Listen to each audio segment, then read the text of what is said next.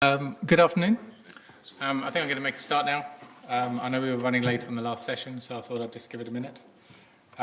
So my name's David Bishop, and I'm here from a new company, actually started today, called Digital Journey Coach, which is a consultancy that I've created, and its purpose is to help organisations, particularly around Drupal, to build a culture of website improvement. That's the title of my talk. I've been involved in the Drupal community for 15 years, and Drupal really saved my bacon about 10 years ago. I got involved in an event which was looking to set a Guinness World Record for the world's largest sailing race. We didn't know how big this event would end up being. We put it out there, and we ended up with 700 sailing clubs from 60 countries around the world taking part, and we had 40,000 people in this event. We raised £400,000 for charity.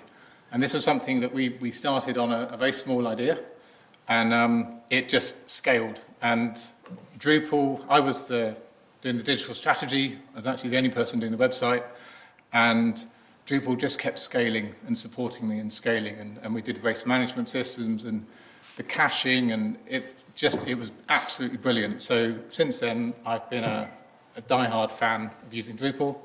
I've run 2 Drupal teams, lastly at CTI Digital, and before that another company called Genesis, and it really is a fantastic CMS. So if you're new to Drupal, then yeah, you're in the right place. I want to talk about 3 things today. That is, what is the current value a website delivers? What's the potential value a website could deliver? And what's the opportunity for growth? I'm looking specifically at, thinking specifically about the website owner, but that can be a variety of roles. You know, it's not necessarily one person. Often it's a mix between the IT team, the marketing team, the customer services team. It can also be agency support. I'll be interested to know, how many of you are developers in this room? Quite a lot. And how many of you work for an agency? Okay, about half. And how many work for like a university or a specific client and have a website that you own? Okay, lovely. And you're obviously, from a combined perspective, you're responsible for delivering the value to an organisation from that website. One thing that I found in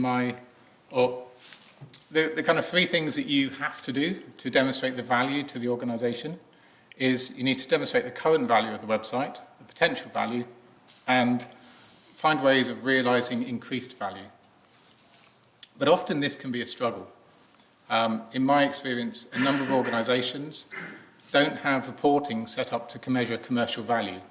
They're set up to measure website metrics, but not the actual commercial value that the website's returning to the business.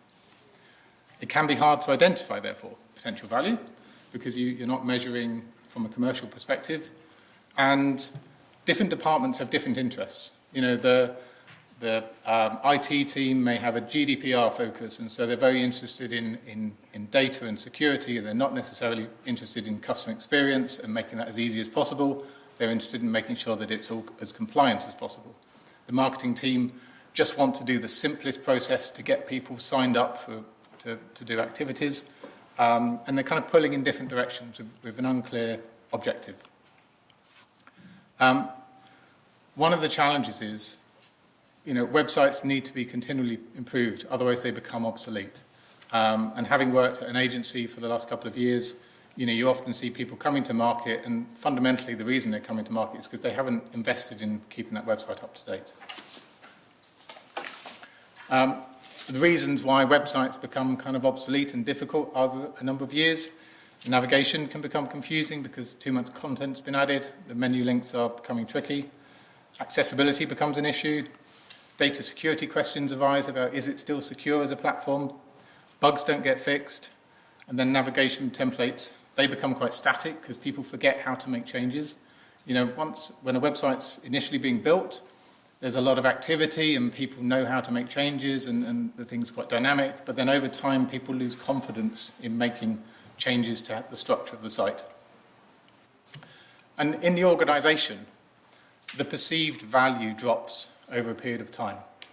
And once that perceived value drops to a point where people think, website's not great, the business asks the website owner, what can be done? And often the website owners are, they're busy with the day-to-day. They're not a big enough team to do, to be thinking about what's next. And, I've worked with a number of large local authorities around the country where budget's tight, the web team's, struggling to keep up with the demand of content that they need to get changed on the website, and they're not focused on, well, what are we going to do in five years' time, say. So they don't have a good answer. And then someone says, so do we need a new website? And suddenly that idea takes seed, and rapidly it's kind of the CMS gets kind of the blame for the website being poor. I'm sure you've seen this. And then out comes the RFP. Now, when I was working at a managing consultancy, we did a lot of digital transformations, and we used to forecast based on the organizations that we were targeting. We would expect them to come to market every 4 years for a new website, and we could kind of predict when we were going to get our next round of business. However, once you get that new website idea, suddenly people have something to do. They're excited. They're busy and fulfilled. So that kind of perceived value gets replaced with excitement. But what happens? People get focused on the look and feel, the exciting part, how are you going to make it work? They may have some new features that they want to introduce. They get excited about a new platform. The information architecture gets a bit of a shake-up. New content templates are created. But they run out of time to migrate the content. So often the content gets, or redesign it. So often the content gets migrated as it is, from the old system to the new system, and quite a lot of functionality gets pushed into the inevitable phase 2, because the agency or whoever who quoted for the build, it's always bigger than you expect. Yeah, it does. So what happens? They go through that following cycle. Yeah, you've probably seen this before yourselves. The actual value of the website, even though they're replacing it, isn't changing. It's running along at the bottom. It's really there's no actual value, and there's no increased value to the market. But if you have a culture of website improvement, the perceived and the actual value goes up, because people are investing and improving. They're not replacing. And if you look back at the websites of organizations like Amazon, Google, eBay, Apple, if you look at their homepage from, use Archive the Web, and you go and look 15 years back, you will find their homepages and their site don't look that different, because they're not replacing their content management system every time they think there's a problem. They're improving the user journeys, and they're tweaking. And they wouldn't dare, because they've got a platform that's working. They want to incrementally build. So with a culture of website improvement, current value is understood, potential value is clear, opportunities of growth are being tested. Now, you may have seen on LinkedIn that I've got a passion for boats, so obviously I've got to find ways to get some boats into this presentation. So here's my boat. She's a 30-year-old racing sailing yacht, and she doesn't look that old, but actually she's quite old. And if you look at the navigation table, you can see that you've got some pretty old technology there. On the top right, you can see what looks like a toilet roll dispenser. That's actually giving out navigational information. You've got an old VHF radio, you've got a barometer, you've got a single sideband radio as well. And most of it was obsolete. So being a technology person, I felt I had to kind of have a play. Unfortunately, there's a really passionate community in sailing around open source and kind of creating charting software that you can use without expense. So I put some of this together, and I put on the left-hand side you can see the original GPS, and then on the right-hand side you've actually got like a touch screen and a couple of Raspberry Pis hidden in that box. I put all this together, and I built a new navigation station that was more state-of-the-art, but it cost me a couple of £100 to put together. And that's behind the scenes. And obviously it's got to have a night view for having that feel of a submarine. My point here is upcycling. Technology very quickly feels like it's become obsolete, but actually there's a lot of value in it. And it's really important to help your clients and help your organization understand that it's not the CMS that's the problem, it's how we're using it that's the issue. One of the challenges I feel is around digital marketing. There are lots of different activities and lots of different skills that we have to learn, and often it's quite a fractured picture how we are using that within an organization. Things like SEO and accessibility get done as like isolated projects without a clear mission and alignment to a greater approach. One of the challenges is our websites are unique. It's one of the few bits of software in an organization that you've written yourself. Most platforms you don't get to design, but actually your website, you have a lot of design and kind of control what the end result's going to be. And they don't come with a manual. Here's the engine on my boat, and she comes with a manual. So I know how to do the oil and the filters and change the pipes and keep her up to date and maintain her. Subsequently, despite being 30 years old, she still works in fine condition. So last summer, one day while I was becalmed and we were having a bit of downtime, I had an idea. And that idea was that maybe we need an improvement plan for websites. So, a manual for how to keep it up to date, a process for improving it, kind of something that could help clients and website owners to improve their website and understand the value that it's currently doing, understand its potential value, and understand how to make those improvements. I want to encourage upcycling over the rebuild because no one gains from a rebuild. Even although it's exciting during that initial kind of focus on the rebuild, actually you simply lose value in the process. So my plan is focused around 7 things. Firstly, a clear mission to align the team. Secondly, clarity on the customer and their needs. How to take a lean approach to customer effort. How to create a shared understanding of key journeys. Configuring outcome-oriented reports. Establishing a customer feedback loop. And making continual growth your current way of working. Now I've come up with simple names for each of those steps. And the first step is why. And that's actually quite key. I'm a trustee of a charity that works with young people. And I asked the CEO of the charity, we were building a new website, and I said, well, what do you want the website to do? And they work with lots of youth clubs in the Shropshire area. And the website had been focused around creating a club directory and helping people find information and go to those youth groups. And he said, well, actually, I want the website to raise funds. All I really want it to do is do donations. People know where their local youth club is. They don't need a directory because it's normally within walking distance of where they live. And, without a really clear business objective, the website can lose focus and people don't know, where should they be focusing their effort? Because ultimately we're all really short of time, and it's really important that the improvement focuses on where the benefit's going to be gained. So the business objective needs to be smart. It needs to be specific, measurable, achievable, relevant, and time-bound. And this is an acronym I'm sure you've come across. It's used in a lot of management. So your objective might be, we want to get over 1 million pages viewed on a month per month because we feel like that's a target that would show a certain amount of size. But actually, that's a rubbish objective because it's not actually delivering any commercial value. This would be a better objective. So this quarter, we want to increase donations by 25% from new donors. That objective is time-bound, it's relevant to their business, it's measurable, it's achievable, it's not saying 250% more, and it's specific so that you can actually get people's interest and focus behind it. Large sites, maybe you work at a university, maybe you work at this university. Large sites need to have cascading objectives.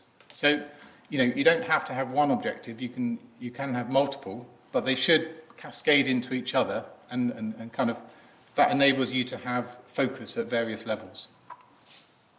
So as an example, let's say you're a seller of electric heaters. Your objective might be, this quarter, we want to sell 25% more portable electric heaters.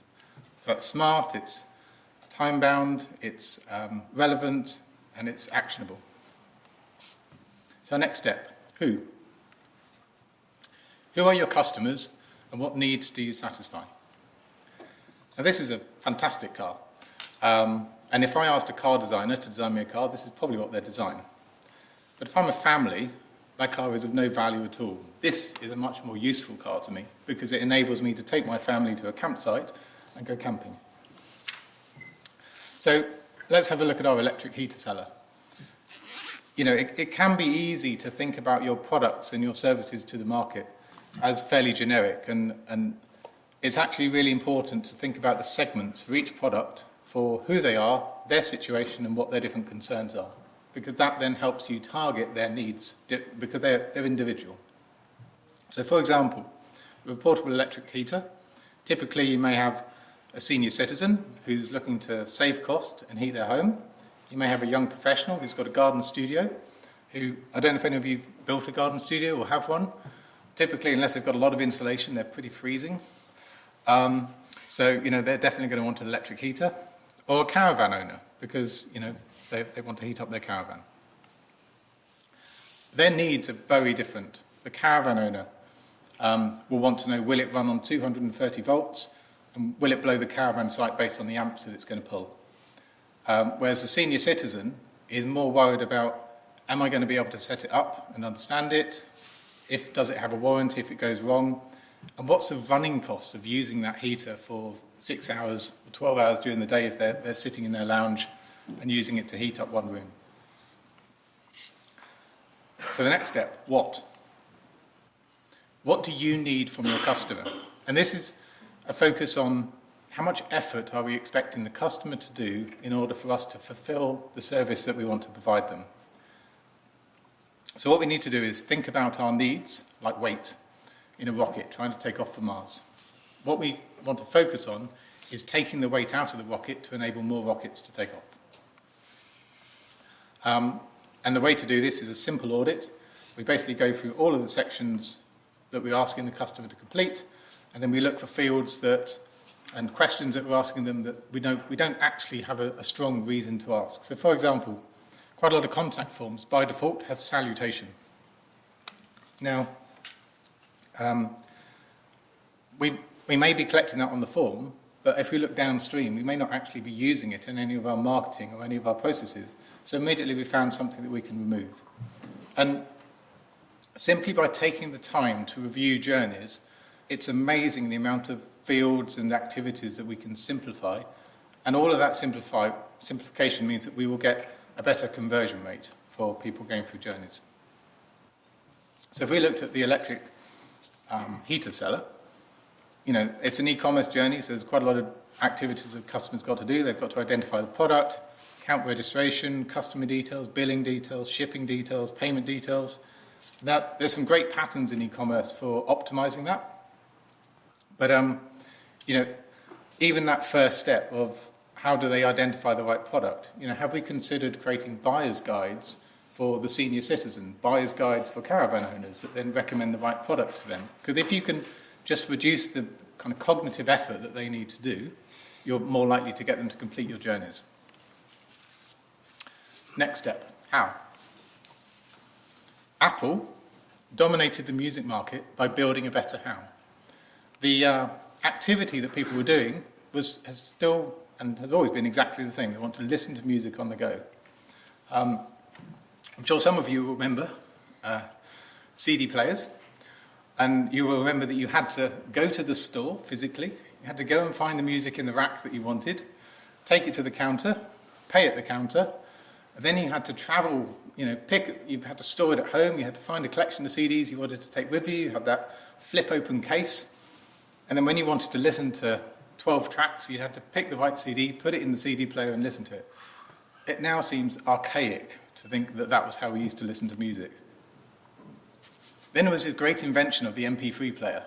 Suddenly you could have 1,000 songs in your pocket, but the journey to get 1,000 songs into your pocket was actually more complex, and a lot of people didn't adopt MP3 players because it was beyond their capability with regards to computing skills. iTunes came along, and all they did was it's exactly the same how, or exactly the same kind of what and customer need. They just did a better how. They automated some of those steps and they focused on the user journey. iCloud came along, and that made it so that you no longer had to try and transfer your music to the different devices. They could automatically get the music. Then the iPhone came along, and now we've automated more steps. You just need to find the music, and you can play it on the same devices you're buying it from. But technology is continually evolving, and Spotify comes along, and they've made a one-step journey, and that whole journey has been simplified, and making a better customer journey is going to win you market share by a long way, because people are short of time, and it's about optimization. And this is the same principle that we need to be applying to our customer journeys on our websites. One of the biggest barriers to improvement, though, is having an internal shared understanding. So if we were to take, say, the marketing team, the IT team, and the customer services team, and they have a conversation about an improvement or feature they want to build, you will find that they will have a very different mental model in their head of what they are thinking. If they put that down on a diagram, you'd then be able to see that difference, and by drawing it out, they can then work together to come up with a combined view that they all agree on. And this is an idea called user story mapping from Jeff Patton. And it's creating a customer-centric way of building and reviewing your customer journeys. So I've created a diagram here to kind of walk you through how we would do user story mapping. So to start off with, you've got the website owner on the right-hand side. They've got objectives, and they've got a collection of requirements. On the left-hand side, we have some customers, and those customers have got different needs. The website owner wants to deliver value to the customers, and in return, the customers will reward the website owner or business, typically financially. In order to get the customers to kind of take the website owner up on the things that they're offering, customers need to go through a couple of phases. They need to research, they need to validate, and then they need to commit to the service that the company is offering. Each of those, that journey consists of a series of steps. And one of the easiest ways to model this is to create a diagram, and you, for each screen that the customer goes through, you take a screenshot and you stick it into a timeline. Then underneath that, and some people do this with post-it notes, you can then map on the objectives of the business owner onto the different stages of the journey. And then you can map the customer's needs that they've expressed, their concerns, onto where you're qualifying those concerns and answering their questions. And then you take another customer's needs and you put those onto the diagram. If you don't find you are addressing the concerns that you've already collected previously in the journey that you've just mapped, you know that you need to adjust your content. So for example, if I'm the elderly citizen and one of my questions is, which size electric heater do I require, or how much does it cost to run, and you can't find where you're solving that in the journey, you've already found improvements that you can make to your customer journey. Just taking the time to review will identify improvements. So with our electric heater seller, their journey might look like this: find a suitable heater, consider the heater, purchase a heater, and then go through the checkout. And there'll be a series of steps, so those green steps might be each of the different pages that they've got to go through. We've got the blue post-it notes on there, which are showing the business concerns, and we've got the yellow ones and the orange ones, which are showing different customers' needs. Having a diagram that the whole team can get behind enables you to point to areas where there's a problem. I've seen a lot of kind of conversations between IT and marketing where they struggle to focus on the topic that they're trying to discuss, because one team will take it in a different direction, and they're like, no, I want to talk about this thing, but they don't have a way of keeping the conversation where they want to focus. And so having a diagram is actually a really handy way of doing that. So far in our journey, we've identified clear business objectives, empathy for the customers and their varying needs, we've reviewed the requirements for customer effort, and we've created a shared understanding of user story mapping, through user story mapping. Now, our next bit. Now we need to track this journey. So I'd like to ask you, what do the following 4 things have in common? So this is Morgan Freeman demonstrating touch paper in the film Now You See Me. This is Margie Roby in the film Focus, and she's setting up a con, and she's looking for a football player on a field.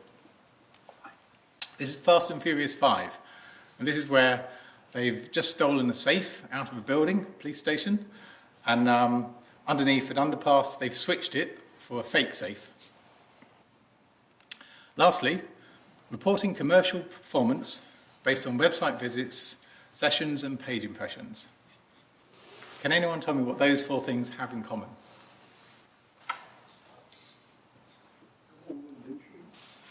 Exactly. They're all examples of misdirection. Because if you're reporting your business based on page impressions and site visits from a commercial perspective, you're missing the point. You should be focusing your reporting on actual business activity, things that are bringing in business value.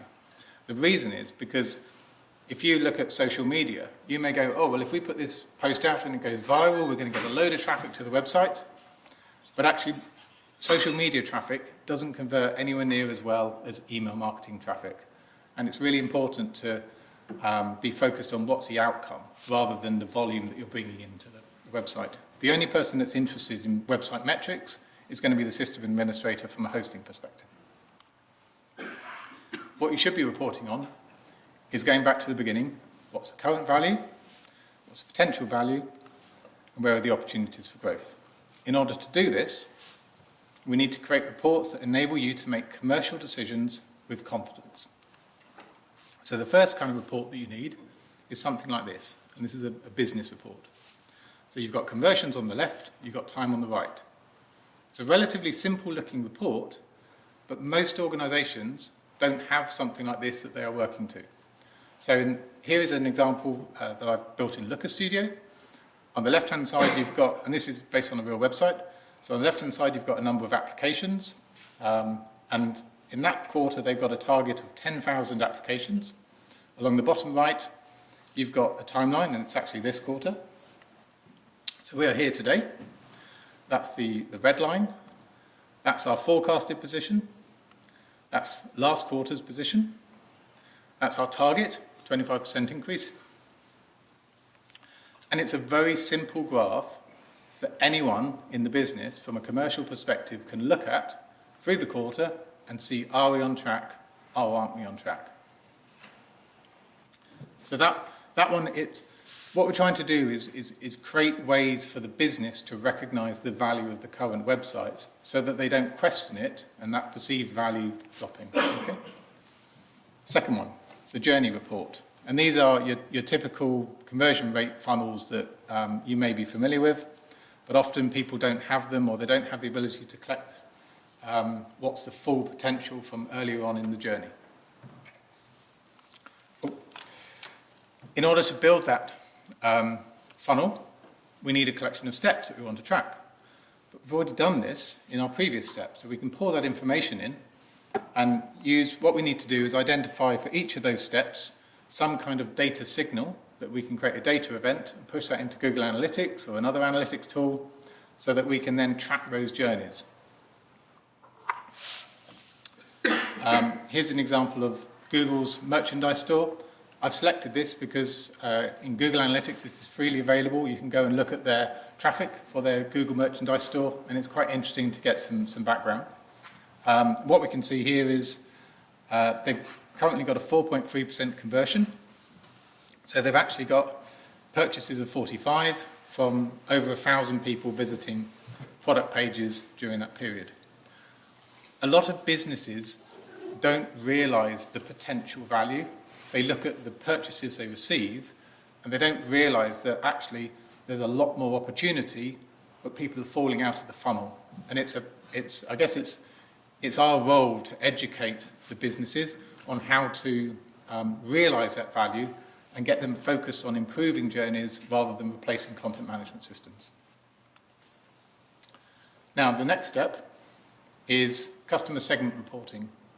There's a podcast author and online course creator called Pat Flynn, and he has a quote he likes to say, which are, the riches are in the niches. And this is because, from a marketing perspective, there are opportunities in the traffic that's coming through, and if you can find those and you can market to those, you can increase your sales significantly. But in order to do that, you need to segment your data and look at it by device, by location, by landing page, by demographic, by interest, by traffic source. As I've mentioned, often email marketing kind of comes in much higher than the other marketing channels, and it depends on your industry. You need to segment by keyword, visitor duration.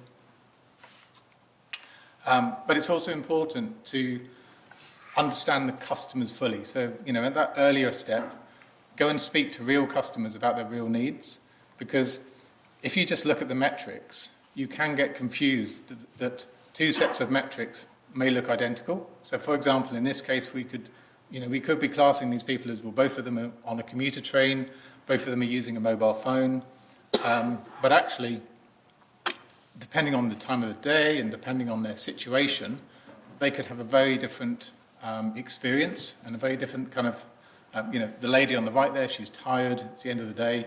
If you want her to engage with your website and do something, it's going to have to be super easy. Whereas the guy on the right, it's young, it's morning, he's got more energy. Yeah. So make sure you understand your customers. So lastly, what I want to say here is be gamble aware.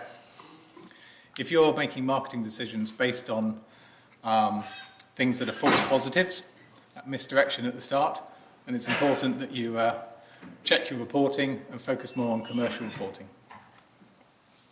Next step, listen. Do you dread customer feedback? Because fixing those issues is going to open a can of worms. Feedback is the hot, spicy sauce that enables you to dish up a better experience next time. Using websites can be confusing and frustrating, but there is nothing more annoying than being unable to give feedback back to the website that you're using. I highly recommend going out of your way to create better and better methods for collecting feedback from customers. One, it will increase satisfaction from customers, but also you will find the gold which enables you to improve those journeys and take it to the next level. And this is those big organizations that I talked about earlier, they are spending most of their effort and their investment on improving customer journeys. That is all they do. They have teams of data scientists and user researchers who are focusing on how do I make these journeys better? And that's what's giving them that exponential growth that a lot of other organizations aren't getting because they don't realize that that's where they need to be focusing their time. One of the important things to do, though, is when collecting this feedback is to keep it simple. There's a lot of tools out there which make it, they sound like they're going to do excellent things for you, but actually they're really complex, and what they do is they dilute the signal that you get from the customers. You need to go and speak one-to-one with people to find out what their problems are. The further you get from the customer, the less clear it is what was actually the problem. So a checklist of things to do with customer feedback. Talk to customers, number one, which it takes bravery to go and talk to customers. Quite a lot of marketing people don't tend to want to go and talk to customers because it's, you have to get out from your office or your home and go and speak to them. Run usability studies, basically watch folk. Form exit polls and follow-up emails. Simply sending, if you've had 10 people buy your product, simply sending them an email saying, how did you find the booking journey, will yield lots of information. Web chats and chatbots are a great way of collecting information. Satisfaction feedback surveys. User behavior analysis, so tools like Hotjar. Pop-up surveys. And once you've got that feedback, if you can, split it by your customer segments so that you can better analyze it and understand the audience. Once you've collected it, using your user story map that you created before, you can then map it onto your diagram and then use your diagram to help you, your user story map, to help you consider and discuss how to make those improvements. Lastly, our final step is to improve. So how do we create a culture of continual improvement? Well, this is one of my sailing heroes. This is Sir Robin Knox-Johnson. He was the first person to sail single-handed around the world. He did this in 1967, the same year that we put man on the moon, and it was considered an equally difficult journey. He set off on a boat that was his own. It was fairly old. When he set off, it had a leak already, and he was going to be at sea for 365 days. He took fresh water with him, and he found his tanks were polluted within 2 months of sailing. But he had an engineering mindset. He continually focused on his boat. He continually focused on improving it. He came up with a way of rigging a water collection device from his mainsail so that he could collect fresh water. He swam underneath the boat and tacked on a big tarp to stop the leak. And he managed to be the first person to do this achievement of sailing around the world because he continually improved and he continually fixed things. But often the problem isn't knowing what to fix. Often we know that there's issues. It's finding the time to make the change. So we need to create commercial recognition of the value of fixing what's broken. And to do that, and that will help us carve out some time so that we can make that change. To do that, we need to demonstrate the current value of the business. With our journey reports, we can see the potential value. And now we have evidence of why it's not working that we've collected from our user feedback that we've been collecting. So we can create some compelling business cases for improvement. Say, for example, say we have 200 orders per quarter. Our interested visitors are converting at 2%. And we've got feedback that we've collected from 10 customers that tell us that the address lookup doesn't work on Android devices. From our user journey report, we can see that 7% of customers are exiting the funnel at that stage. And we know from a development estimate that it would take us 5 days to fix that address lookup. So it costs, say, £2,500. But fixing it would unblock 0.5% of customers. And that would increase our conversion rate to 2.5%, so 250 orders. And our product solves at £100, so it's an electric heater.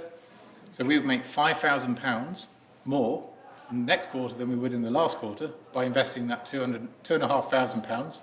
And in the following quarter, we're going to make another £5,000 without having to invest anything.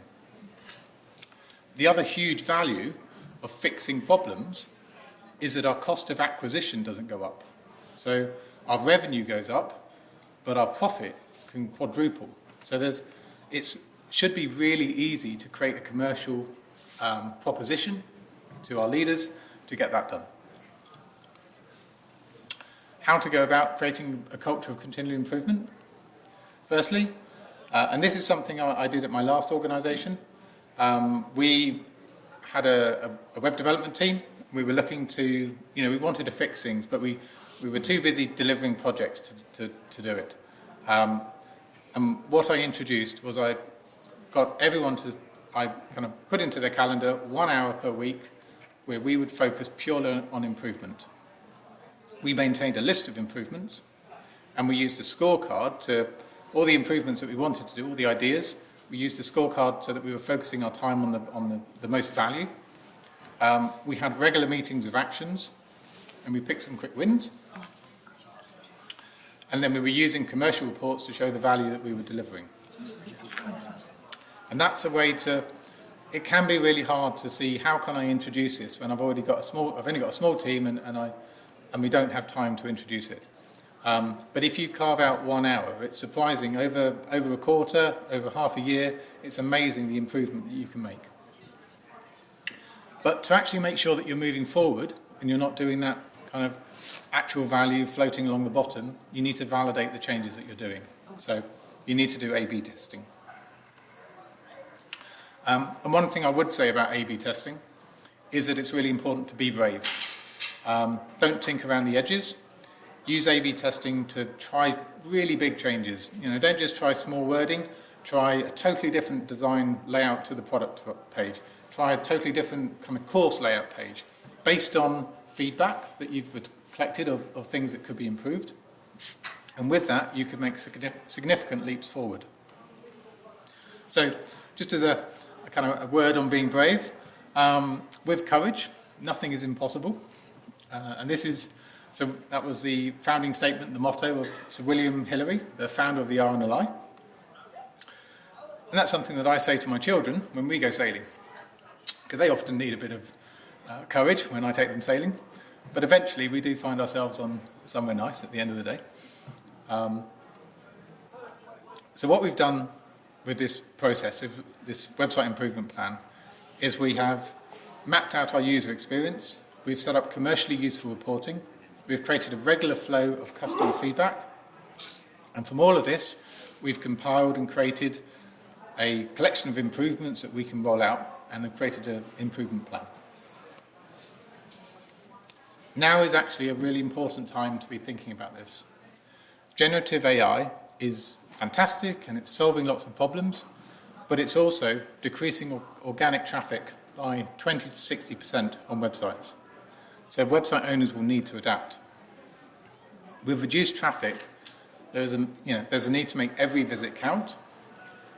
And as an example of kind of continuous improvement, if we look at the Oxford-Cambridge boat race, Cambridge, over the last 2 years, have won the double. What that means is they've won the men's race and they've won the women's race.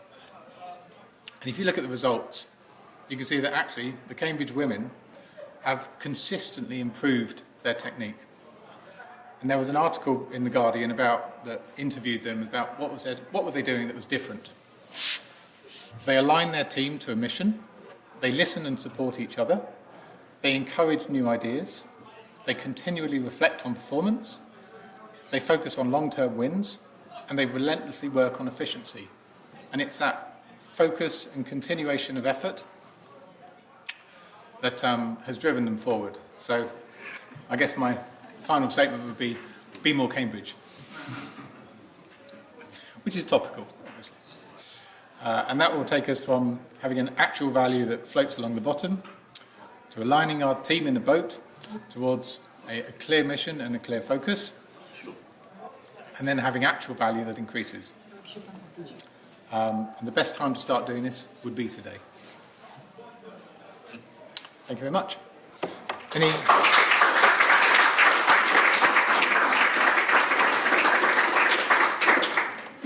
Are there any questions at all? Are we? Okay. Right. Thank you.